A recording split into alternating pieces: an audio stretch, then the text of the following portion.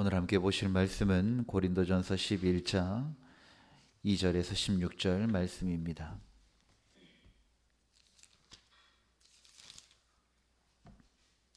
고린도전서 11장 2절에서 16절 말씀입니다.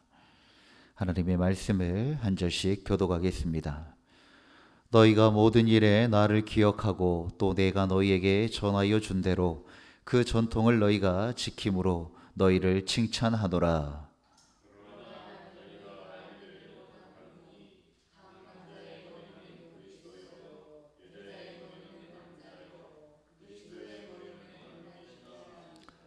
물은 남자로서 머리에 무엇을 쓰고 기도나 예언을 하는 자는 그 머리를 욕되게 하는 것이요.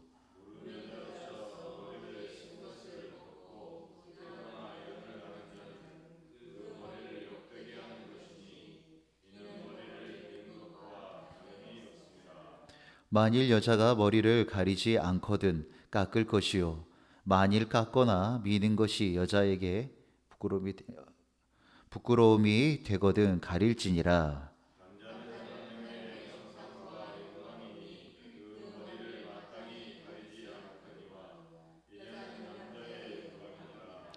남자가 여자에게서 난 것이 아니요 여자가 남자에게서 났으며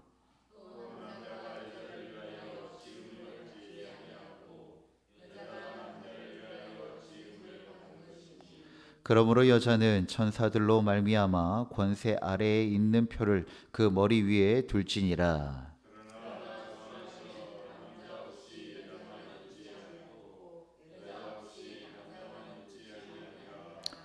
이는 여자가 남자에게서 난 것과 같이 남자도 여자로 말미암아 났음이라.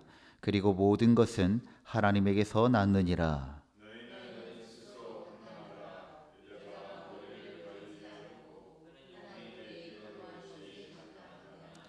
만일 남자에게 긴 머리가 있으면 자기에게 부끄러움이 되는 것을 본성이 너에게 가르치지 아니하느냐.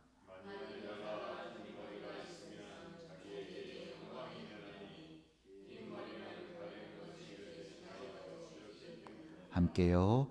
논쟁하려는 생각을 가진 자가 있을지라도 우리에게나 하나님의 모든 교회에는 이런 관례가 없느니라. 아멘.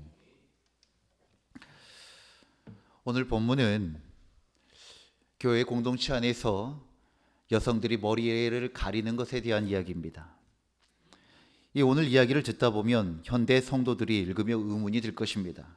그러면 지금도 여성이 예배 때 머리에 수건을 써야 하는가라고 하는 의문이 들 수 있습니다. 그러나 오늘 이 본문은 다른 여러 주제처럼 바울이 정말 말하고 싶었던 핵심은 머리에 수건을 쓰냐 안 쓰냐 그 자체가 아닙니다. 당시 고린도 교회에는 복음을 통하여서 놀라운 은혜들이 있었습니다. 성령의 은사가 풍성하였고 열정도 넘쳤고 그 복음을 통하여서 자유를 누림도 컸습니다. 그런데 문제는 이 자유가 질서를 무너뜨리는 방향으로 나타나고 있었다는 것입니다. 고린도전서 전체를 보면 계속 반복되는 주제들이 있습니다. 은사의 문제, 성찬의 문제, 예배의 문제, 방언과 또 예언의 문제였습니다. 모두 같은 질문과 연결되어집니다. 교회 공동체 안에서 하나님의 은혜로 주신 이 자유와 여러 가지 예전들을 어떻게 사용할 것인가에 대한 질문입니다. 예수 그리스도를 통하여서 우리에게 주신 자유, 그것은 분명한 은혜입니다. 그러나 교회 공동체 안에서 그 자유를 어떻게 사용하는가, 그것이 중요하다라고 하는 말씀이 고린도전서의 구석구석에 담겨져 있는 것입니다. 오늘 본문 역시 같은 맥락입니다.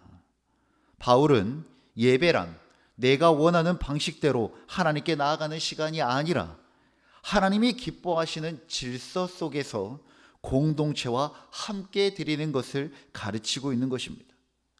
질서가 필요합니다. 그러나 물론 이 질서라고 하는 것은 진리와 같이 절대적인 것은 아닙니다.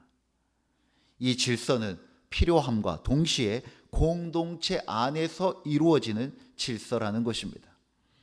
오늘 이 말씀을 통하여 예배의 본질이 무엇인지 함께 묵상하기를 원합니다.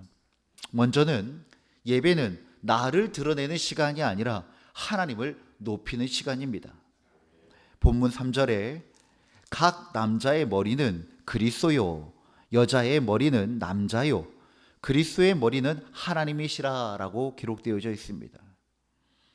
우리가 이 단어들만 문자들로만 생각하다 보면 오해하기가 쉽습니다. 그리고 실제로 오랫동안 오해를 받아왔습니다. 왜냐하면 여자보다 남자가 높고 그리고 여자의 머리는 남자라고 한다는 것입니다. 이것이 가치의 우열을 말하는 것처럼 많은 시간들 동안 표현되어졌죠. 그러나 바울이 말하려고 했던 핵심은 우열이 아닙니다. 여기 본문에서 머리라고 하는 단어의 헬라어는 케팔레라고 하는 단어인데 이것은 지배자라고 하는 의미가 아니라 근원, 질서, 연결의 의미인 것입니다. 여자가 어디로부터 왔는가? 그리스도가 어디로부터 왔는가? 그 근원 안에 그 질서가 있다라고 하는 이야기입니다. 즉 바울은 하나님과 그리스도 그리고 그리스도와 교회 그리고 남자와 여자 사이에 질서를 설명하려고 했던 것입니다. 우리가 하나님을 고백할 때 삼위일체 하나님이라고 고백합니다. 삼위일체 안에서도 성자는 성부보다 열등하지 않습니다. 모두 다 동등된 하나님이십니다. 그러나 그 안에 질서가 있습니다. 예수님께서는 하나님과 동등되신 분이시지만 성부 하나님께 순종하였습니다. 그러므로 오늘 이 바울이 이 말씀을 통하여서 하나님께서 또 우리에게 말씀하시는 의미는 질서는 가치의 차이가 아니라 역할의 조화를 말하고 있는 것입니다. 그 역할이 잘 감당하기 위하여서 질서가 필요한 것이죠. 고린도 교회에서는 일부 여성들이 당시 사회적 관습을 무시하며 머리 가리개를 벗고 예배에 참여했던 것으로 보입니다. 머리 가리개를 벗고 예배를 드린다는 것은 구원을 받지 못하거나 진리에 어긋나는 것은 아닙니다. 그런데 이러한 행동이 공동체 안에서 유익하지 못하게 작용하게 되어진 것입니다. 그러한 측면에서 바울은 공동체를 위하여 다시 질서를 세우고 또 예배 안에 그 질서가 하나님 아버지 앞에 나아가는 우리들의 마음가짐임을 다시 알려주고 있었던 것입니다. 오늘날의 문화와는 다르지만 당시 사회에서는 그것이 권위와 질서를 거부하는 상징으로 받아들여졌기에 바울은 정확하게 말하고 가르치고 있었던 것입니다. 사랑하는 성도 여러분, 예배는 자기 주장을 드러내는 곳이 아닙니다. 예배는 내 마음대로 하고 싶은 시간이 아니라는 것입니다. 예배는 하나님의 시간이며 하나님을 높이는 시간입니다. 그렇기 때문에 우리는 기억해야 합니다. 예배 드릴 때 내가 은혜를 받았는가? 내가 만족하고 있는가? 내 기분은 어떠한가?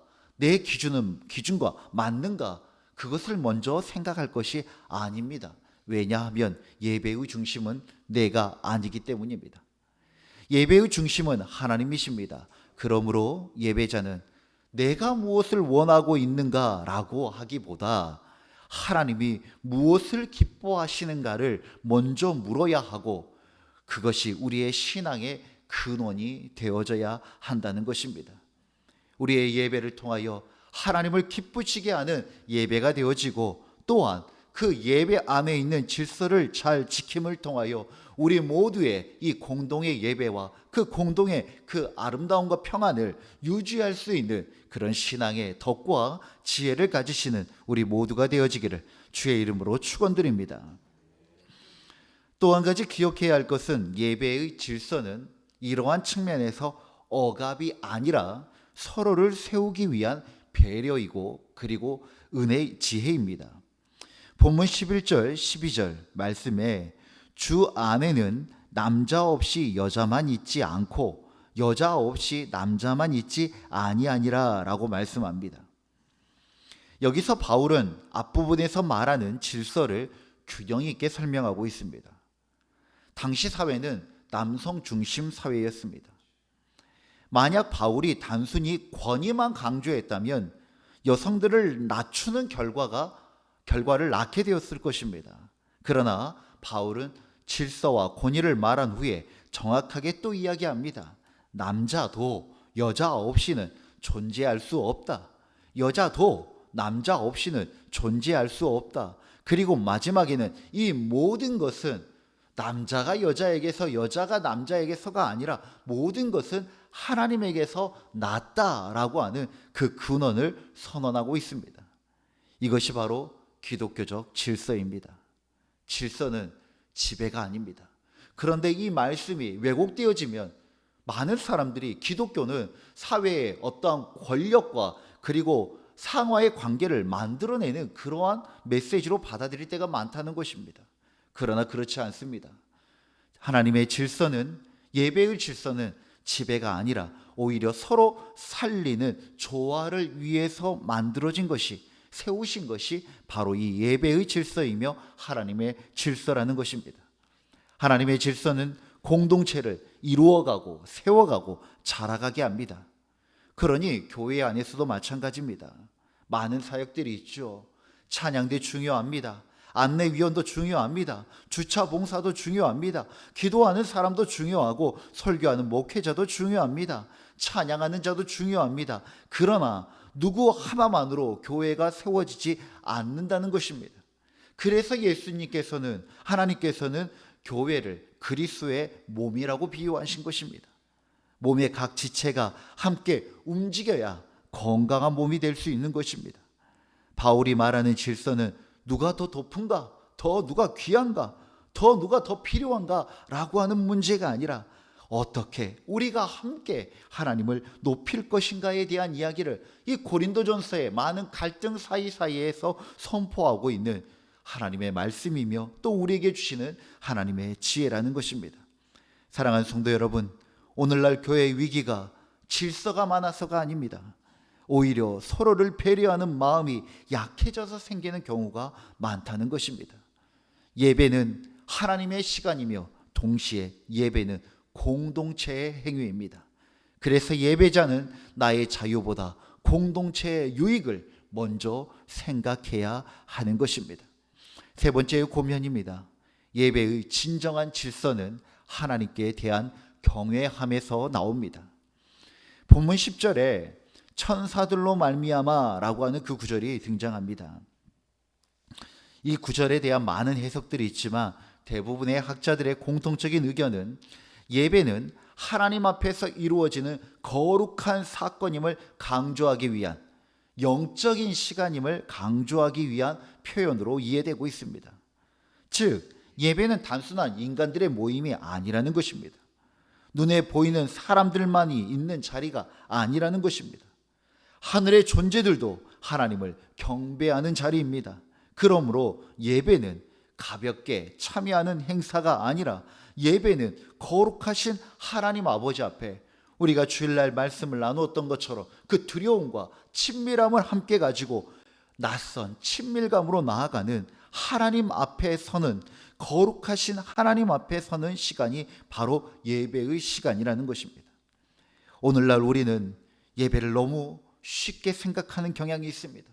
너무 익숙하게 여겨버리는 그러한 위험이 있습니다.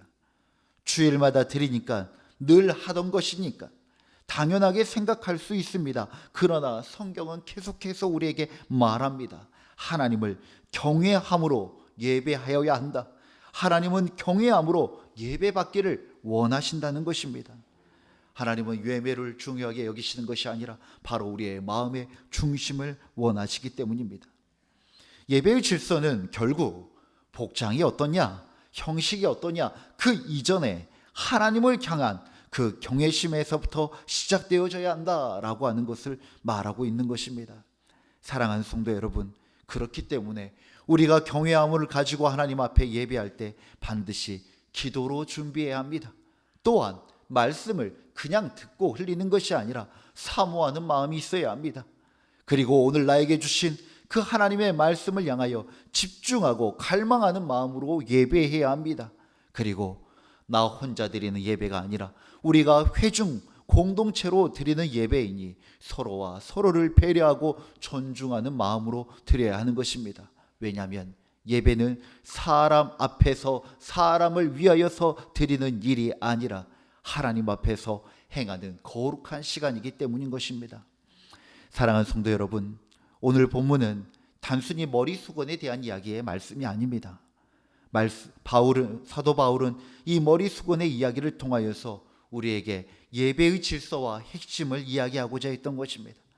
예배는 나를 드러내는 시간이 아니라 하나님을 높이는 시간이며, 그리고 예배의 질서는 어떤 나의 개인과 특정한 한 사람을 위한 것이 아니라 서로를 세우기 위한 배려였다는 것입니다. 그리고 예배의 진정한 질서는 바로 우리의 마음 안에서부터 시작되어지는 하나님을 경외하는 마음에서 나온다는 것입니다. 오늘날 문화가 많이 변했습니다. 아니, 지금도 너무나도 많이 변하고 있습니다. 예배, 머리 수건의 의미가 달라졌습니다. 그러나 예배의 본질은 변하지 않았습니다. 우리의 예배는 하나님 중심이 되어져야 하고, 공동체 중심이 되어져야 하고, 경외심의 중심이 되어져야 합니다. 이것이 하나님께서 기뻐하시는 예배인 것을 우리가 오늘 이 말씀을 통하여 다시 한 번 더 우리 마음에 새기는 귀한 시간 되어지기를 간절히 소망합니다. 기도하시겠습니다. 거룩하신 하나님 아버지, 우리를 예배의 자리로 불러주심을 감사드립니다. 예배를 당연하게 여기지 않게 하여 주옵소서. 언제나 하나님을 경외하는 마음으로 나아가게 하여 주옵소서. 내 주장과 내 만족을 앞세우지 않게 하시고 하나님을 높이며 공동체를 세워나가는, 함께 동행하는 그러한 예배자가 되게 하여 주시옵소서.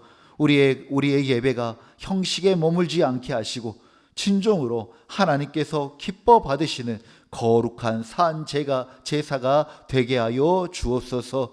우리의 영원한 예배의 이유 되신 예수 그리스도의 이름으로 기도드립니다. 아멘. 주님이 가르친 기도로 예배를 마치겠습니다. 하늘에 계신 우리 아버지, 아버지의 이름을 거룩하게 하시며 아버지의 나라가 오게 하시며 아버지의 뜻이 하늘에서와 같이 땅에서도 이루어지게 하소서. 오늘 우리에게 일용할 양식을 주시고 우리가 우리에게 잘못한 사람을 용서하여 준 것 같이 우리 죄를 용서하여 주시고 우리를 시험에 빠지지 않게 하시고 악에서 구하소서. 나라와 권능과 영광이 영원히 아버지의 것입니다. 아멘. 우리의 기도를 주님께 올려드립시다.